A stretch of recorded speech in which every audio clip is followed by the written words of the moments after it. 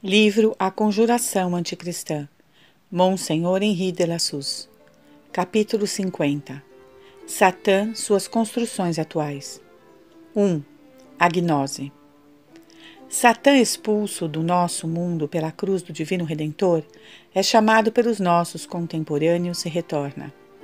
Ele retorna não somente para tentar os homens individualmente, mas para restabelecer seu império sobre a raça humana, para reconstruir seu reino.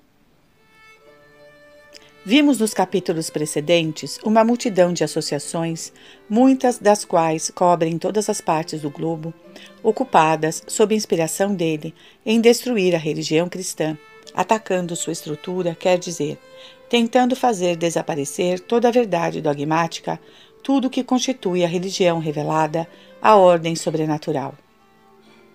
Existem outras associações recentemente instituídas que começam a erguer o culto e a religião de Satã. Assim como havia nos tempos do paganismo um culto secreto e uma doutrina esotérica pertencente apenas aos iniciados, os quais comunicavam ao vulgo o que este podia suportar e davam satisfação aos seus instintos religiosos no naturalismo, vemos hoje renascer práticas e dogmas que constituem e constituirão para os iniciados uma religião propriamente luciferina, enquanto o público é e será levado pouco a pouco a uma religião simplesmente natural. Falaremos mais adiante acerca dessa religião natural.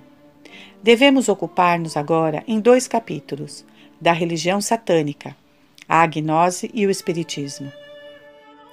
Como disse Georges Bois, advogado no Tribunal de Justiça de Paris, a franco-maçonaria não é senão a mais comum e a mais vulgar das iniciações praticadas ao nosso redor. Existem diversas outras, mais discretas, mais profundas, de recrutamento mais selecionado. Se percorrermos Paris ou algumas grandes cidades, com os olhos bem abertos, não poderemos deixar de ver, aqui e ali, muito frequentemente, os vestígios quase cultuais, e assim podemos dizer, de um demonismo que já não é mais secreto.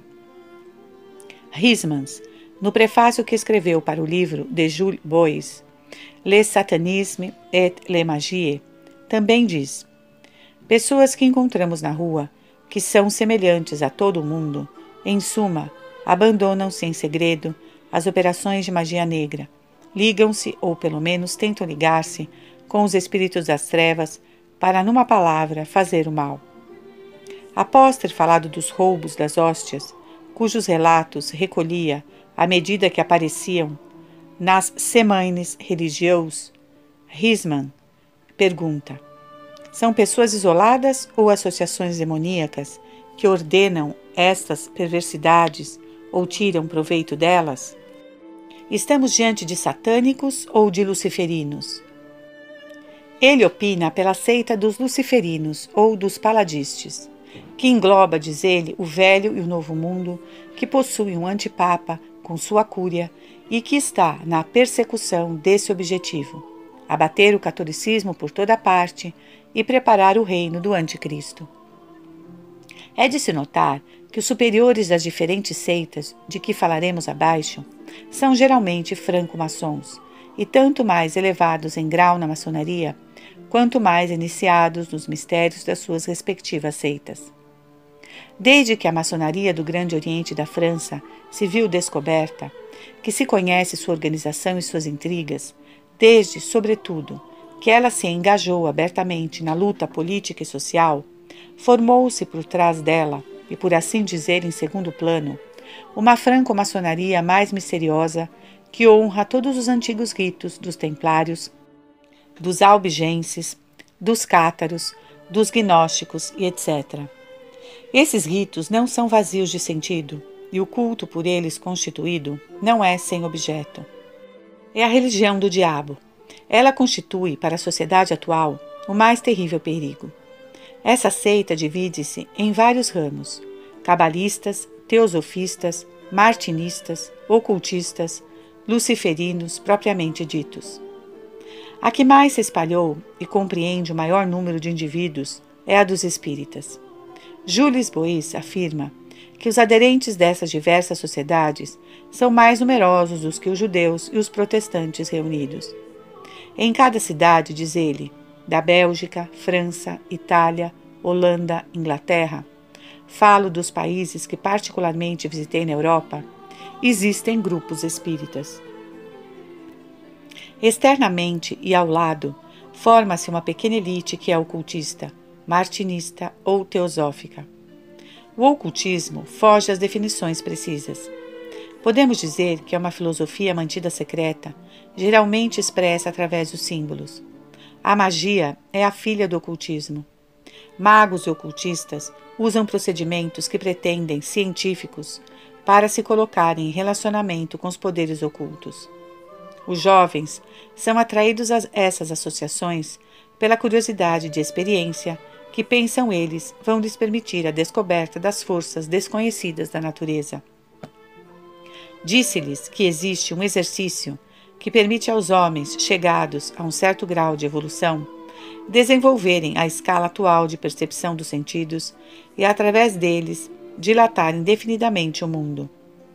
Quando os poderes do homem estiverem assim desenvolvidos, a natureza revelará suas energias ocultas. Os humanos não serão mais mortais. Eles terão posto o pé no caminho da divindade. Teosofia, ocultismo, martinismo e etc. são formas diversas da antiga gnose dos 2 ou 3 primeiros séculos do cristianismo, fundada pelos judeus para sufocar a doutrina cristã no seu nascedouro. Ela foi reorganizada na França em 1890 por Jules Doinel, que após seus desvios retornou ao catolicismo com sinais inequívocos de uma verdadeira conversão. O gnosticismo tem hoje uma organização hierárquica, como veremos. Tem também uma doutrina renovada da antiga gnose. Publica 2 revistas, a Gnose, revista mensal das ciências esotéricas. É o órgão de um grupo gnóstico dirigido pelo Dr. Fabre Dres Esasters, que se diz sucessor do falecido Doniel e se faz chamar de Sinésios, arcebispo de Paris e bispo de Montsegur. O Revue Gnostique, outra revista editada bimestralmente, é o órgão do Dr. J. B. Bricaldi, que se diz Sua Beatitude João II, soberano patriarca. A sede deste órgão fica em Lyon. A maioria dos iniciadores desse movimento gnóstico é constituída de lioneses. Os gnósticos fundaram diversas livrarias para divulgar suas publicações e todas aquelas que se relacionam, isto é, a reedição ou tradução das antigas obras heréticas. Para ser admitido na gnose, é preciso confessar os 2 dogmas fundamentais da gnose restaurada: a fé na emanação e a salvação através da ciência, gnose. O dogma da emanação é oposto ao de um Deus criador. A salvação através da ciência é o oposto da salvação através da fé. Entra-se na igreja gnóstica pela imposição das mãos do bispo gnóstico. Os que a receberam são chamados de pneumatistas. Existe um 2º grau, o do diaconato, e um 3º, o episcopado.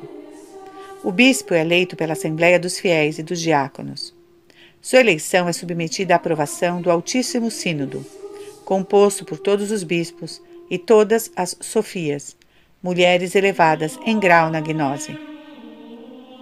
O bispo tem por presidente vitalício o patriarca gnóstico, chefe temporal da igreja gnóstica, da qual a Sofia Celeste, leia-se Lúcifer, é o chefe espiritual invisível.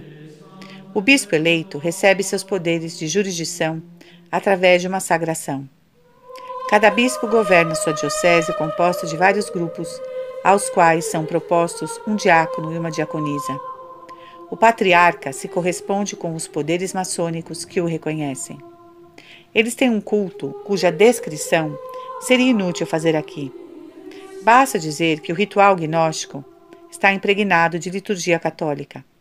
As fórmulas católicas mascaram a obra luciferina. Lúcifer entendeu de atribuir a si os textos sagrados e a oração que não se deve dizer senão a Deus. As cerimônias católicas são adaptadas ao dogma valentiniano. Os ornamentos episcopais dos quais os gnósticos se utilizam oferecem mais de um ponto de semelhança com os dos legítimos prelados. A teosofia disse a própria essência das religiões passadas, presentes e futuras. Seu escritório central fica em Londres. Ela se espalhou pouco a pouco pelo globo. Na Índia, Áustria, Nova Zelândia, Estados Unidos, Holanda, Inglaterra e França. A seção francesa tem sua sede na Rua de la Bourbonnais, 59. Compreende 25 ramos e um certo número de centros em atividade. Publica o Boletim de la Section Françoise de la Société Théosophique. Em maio de 1907, Chacornac organizou um congresso ocultista das Sociedades de Sábios em Paris, no anfiteatro do Grande Hotel. Esse congresso exprimiu o desejo, primeiro, de que os poderes públicos favorecessem oficialmente a aplicação da psicoterapia na regeneração moral da infância e dos detentos de todas as categorias. Segundo, que fossem proferidas conferências públicas nas cidades pelos ocultistas, seguidas de subscrições para a criação de bibliotecas ocultistas. Terceiro, que uma agência de informações para o ocultismo fosse fundada, objetivando concentrar as experiências e assinalar as faltas cometidas pelo fanatismo religioso. O Congresso decidiu que cumpre a todas as fraternidades e individualidades ocultistas o dever de espalhar ao redor delas, no público, as leis do universo e do supremo conhecimento, a fim de que essas leis se tornem a base da evolução da sociedade humana para guiar as multidões rumo a um ideal social de progresso e de fraternidade. Resolveu aumentar os meios de propaganda dos estudos das ciências ocultas, e isso através de todos os meios possíveis. 3 anos antes da reorganização da gnose, o martinismo fora restaurado pelo Dr. Papus, cujo verdadeiro nome era Encalce, um dos luciferinos mais perigosos do século. O martinismo fora fundado em 1754 por um judeu português, Martinez de Pasquale. Seu primeiro discípulo tinha sido Louis Claude de Saint-Martin, o que fez com que a seita tivesse dupla razão para chamar-se martinismo. O martinismo deriva diretamente da cabala judia. Teve grande participação nos horrores da Revolução. Atualmente, o martinismo engloba a maioria dos grupos ocultistas e, sem ele, a gnose jamais poderia ter passado da teoria à prática. O Dr. Papus é o grande mestre vitalício do martinismo e preside o Conselho Supremo, cujos membros são eleitos e perpétuos. Ele reuniu ao seu redor jovens instruídos, dos quais vários tornaram-se mestres em ciência mágica. Depois realizou o colossal empreendimento de fundar grupos esotéricos que hoje estão espalhados por todo o universo civilizado e constituem um viveiro de grandes luciferinos. Papus dirige uma revista intitulada Hiram e fundou o Instituto de Altos Estudos Herméticos. Os cursos duram 3 anos e dão direito a diplomas. Eles nunca têm menos de 150 alunos. O martinismo comporta também 3 graus. O que confere poder à ordem é o fato de o iniciador não poder ser conhecido senão de 2 pessoas, aquele que o iniciou e aquele que ele inicia. Assim se estabelece a cadeia do silêncio tão necessário às associações ocultas. No próprio seio da ordem, muitos dos irmãos não chegam a conhecer senão um pequeno número deles. O iniciador tem por dever não perder de vista aquele ou aqueles que ele iniciou. Afora esses 3 graus, a ordem compreende um outro, que constitui uma espécie de ordem terceira martinista. Os iniciados nesta ordem terceira pululam no mundo parisiense. Ela abre as portas dos salões, das revistas, dos jornais ao martinismo e prepara sua ditadura sobre o mundo universitário. Essa ordem terceira é chamada dos Rosicruciens. Ora, existe uma sociedade que se intitula Irmãos Rosa Cruzes da Rosácea. Ela tem como órgão uma revista mensal fundada em 25 de outubro de 1906, Les Entretiens Idéalistes, que se afirma claramente católica e pretende mesmo combater o modernismo. Ver a Declaração do Auto de edição de 25 de janeiro de 1910. E, no entanto, basta ler seus principais artigos, notadamente os do seu diretor, Paul Vuillaude, para verificar que ela ensina todos os erros dos neognósticos e dos teósofos. Ademais, a revista não dissimula sua simpatia pelas ciências ocultas. Anuncia a remessa gratuita a seus leitores de importantes catálogos de livros sobre as ciências ocultas. Numerosos católicos são seduzidos, sobretudo, por esta afirmação que já encontráramos nos lábios de Weishaupt. Todas as religiões, sem excetuar a religião católica, têm um ensinamento esotérico. E essa doutrina secreta de Jesus Cristo, hoje desconhecida da Igreja Oficial, que se trata de comunicar para iniciar na verdadeira sabedoria, na gnose, e preparar a vinda do verdadeiro catolicismo, da religião verdadeiramente universal. Eis o que é soberanamente digno de atenção. No caderno 60, Pierre de Cressinoy faz acerca dos discursos de Marc Saynier, que acabavam de ser publicados em volume, um elogio cheio de exageradas adulações ao autor. Deve-se comparar este caderno com o de 25 de maio de 1909, no qual se encontra o relatório do Congresso do Ceylon. Por seu turno, o Evil Démocratique, de 13 de junho de 1909, respondendo aos cumprimentos de Paul Vuillaude, deixa-nos saber que a revista Les Entretiens Idéalistes é o órgão de um grupo de irmãos ditos Rosa-Cruzes da Rosácea. Jamais a revista de Vuillaude deixar escapar esta afirmação. Deu-se a saber ao Ceylon aquilo que os leitores e assinantes do Entretiens Idéalistes ignoram, se não são afiliados. Queiram ter a bondade de comparar agora uma brochura de Maurice Bouet de Villiers, intitulada Les Secrets de la Rose-Croix, que faz parte da Bibliothèque des Entretiens Idéalistes.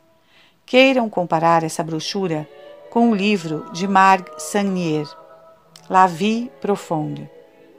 É o mesmo estado de espírito, o mesmo idealismo mórbido, o mesmo erotismo macabro. Comparam-se as poesias tão frequentemente publicadas no Entretiens como as teorias do Ceylon sobre a castidade, sobre o amor. Existe identidade de fundo e de forma. E dir-se-á que Evil et Vision da Vie Profonde, que tinham parecido somente obra de um espírito doentio e de uma imaginação desregrada, tornam-se o indício de uma iniciação, pelo menos parcial, em mistérios abomináveis. É através do caráter idealista da democracia do Ceylon que se unem os Ceylonistas e os Rosa-Cruzes.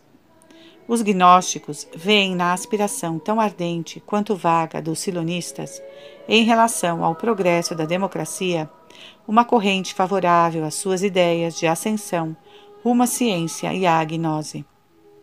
Os Ceylonistas sofrem a influência dos teósofos e dos gnósticos quando sonham com a ascensão da democracia em direção ao ideal de virtude que tornará verdadeiramente capaz de governar a si própria. Basta ler o número de janeiro-fevereiro de 1910 do Revue Gnostique para perceber a que ponto esses heréticos esperam e predizem uma novidade de ouro. São essas tolas esperanças, semeadas no povo através dos 1000 órgãos das seitas, que explicam como os chefes socialistas podem impunemente prometer reformas evidentemente quiméricas. A multidão acredita numa nova ordem de coisas quase messiânica e vê no progresso democrático a aurora da felicidade paradisíaca reencontrada. No momento em que escrevemos, o Ceylon anuncia que acaba de se reorganizar. Ele permanece o que era, menos uma organização do que um espírito. E vê-se que espécie de espírito. Que poderosa alavanca contra a sociedade cristã Satã tem em suas mãos. Por intermédio de todas as sociedades sobre as quais acabamos de chamar a atenção, resta-nos falar sobre os espíritas.